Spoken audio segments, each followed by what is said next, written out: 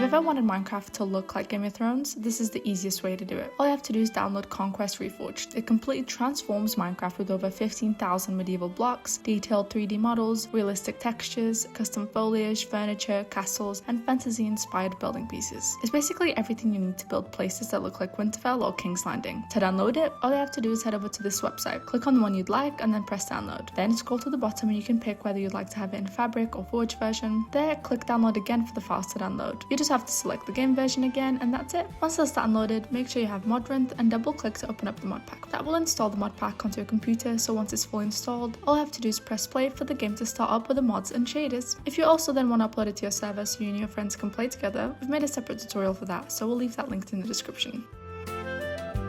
Thank you so much for watching. I hope you enjoyed this video. If you want to play more multiplayer games with your friends, you can go ahead and check out Server.pro.